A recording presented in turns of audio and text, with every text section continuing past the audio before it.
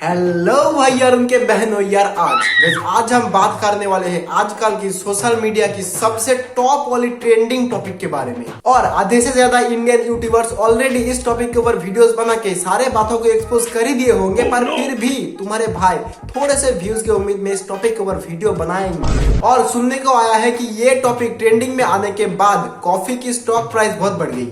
अब मैंने तो चेक नहीं किया, तो गारंटी के साथ नहीं कह सकता। तो ट्रेंडिंग टॉपिक्स में सबसे ऊपर विराजमान टॉपिक कोई और नहीं बल्कि हम इंडिया का फेवरेट टॉपिक, दूसरों के लाइफ में इंटरफेयर करना है। जी हाँ, फर्क नहीं पड़ता कि आप उस इंसान को ठीक से पहचानते हो कि नहीं, फर्क नहीं पड़ता कि वो इंसान आपको पहचानता है कि नहीं, और ये तक फर्क नहीं पड़ता कि आपकी इंटरफेरेंस से उनकी लाइफ में रत्ती भरी फर्क आएगा कि नहीं, पर फिर भी हमको तो भैया इंटरफेयर करना ही है।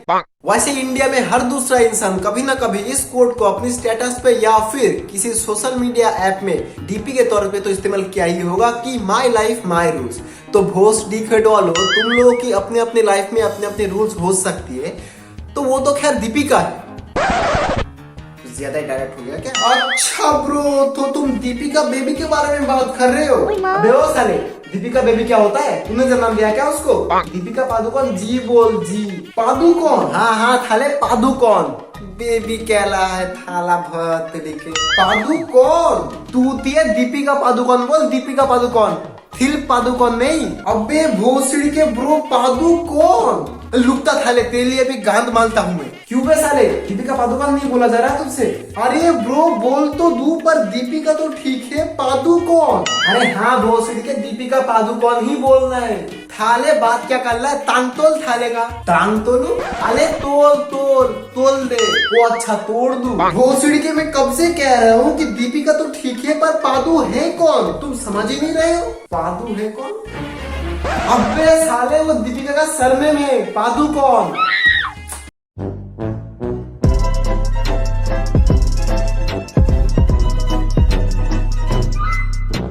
खैर, तो तुम लोगों ने तो करण जौहर की शो कॉफी विद करण में आके रणवीर सिंह के सामने ही दीपिका पादुकोण को अपने जीवन के बारे में कुछ अनकही कहानियों को बताते हुए सुना ही होगा यार, बहुत दिन हो गए इस बात को। और साला इस शो में करण जौहर का रोल और हमारे इधर चलती फिरती सीसीटीवी की काम करती हुई पड़ोस वाली आंटी का रोल बिल्कुल सेम है। इधर जैसे आंटी लोग ऐसे ही मजाक करते करते मम्मी के सामने हमारे बारे में कुछ ऐसी बात बोल देती है मानो जैसे घर आके पीटने का सर्टिफिकेट दे दिया। वैसे ही करण जौहर अपनी शो में सेलिब्रिटीज को बुला के उन लोगों से ऐसी बात निकलती है कि उन लोगों की हंसती खेलती जिंदगी ऐसे ही बर्बाद हो जाए। साला करण जौहर खुद भी शादी नहीं कर रहे और जो शादीशुदा लोग हैं उन लोगों को भी चैन से जीने नहीं दे रहा है। और देखो, ये जो पूरी बकचोदी हो रही है, इसका मेन कारण यही है कि इसी जौहर की कॉफी वाली शो में आके दीपिका ने कुछ ऐसा कहा। Until he proposed to me, there was no real commitment as such. Even if we were technically allowed to maybe see other people, we would just keep coming back to each other. So I did meet other people, but I wasn't interested or excited by anyone else that I was seeing, and in my mind I was committed to him. So I would meet other people, but at the back of my head it was like I'm going back to him. समझ नहीं आई ना? मुझे भी नहीं आई थी, पर बहुत सोचने के बाद मुझे पता चला कि वो कहना चाहती है कि वो रणवीर को प्यार करती तो थी, पर फिर भी नहीं करती थी, और अगर नहीं भी करती थी तो फिर भी करती थी। मतलब चाहकर भी नहीं करनी चाहती थी और नहीं चाहकर भी करनी चाहती थी। मतलब समझ रहे हो ना? मतलब ये पूरा सोशल मीडिया का केस यही चाहना ना चाहना, करना ना करना पे अटकी है। पर मेन मसला यही है कि रणवीर भाई दीपिका भाई की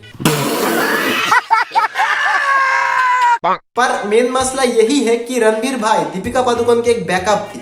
मतलब इन फ्यूचर रणवीर भाई से बेहतर कोई लौंडा अगर दीपिका पादुकोण से नहीं पटती है तो फिर वो रणवीर भाई को ही चूज करेंगी। ठीक उसी तरह जिस तरह ब्लैक ड्रेस ना मिलने पे तुम नेवी ब्लू से भी काम चला लेते हो। पर यहाँ पर मैं दीपिका मैम को जरा से भी गालियां नहीं दूंगा, क्योंकि ये काम हम सभी करते हैं, चाहे वो किसी चीज के बारे में हो या फिर किसी इंसान के बारे में। बस दूसरों की कमियां ढूंढने में हम इतना बिजी हो जाते हैं कि हमको साला खुद की कमियों के बारे में सोचने का ही टाइम नहीं मिलता।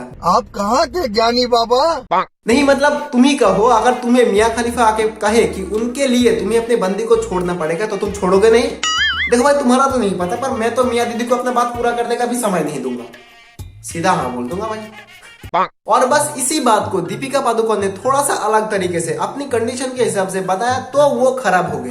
और तुम सालों सब लोग रणवीर भाई को सिंपैथी देने लगे। अबे उनसे पूछ तो लेते उनको सिंपैथी चाहिए भी कि नहीं। हो सकता है कि उन्होंने भी दीपिका के लिए अपनी पहली वाली को छोड़ा है, हो भी सकते हैं यार, हमको कैसे पता, हम थोड़े उनके पड़ोस वाले हैं।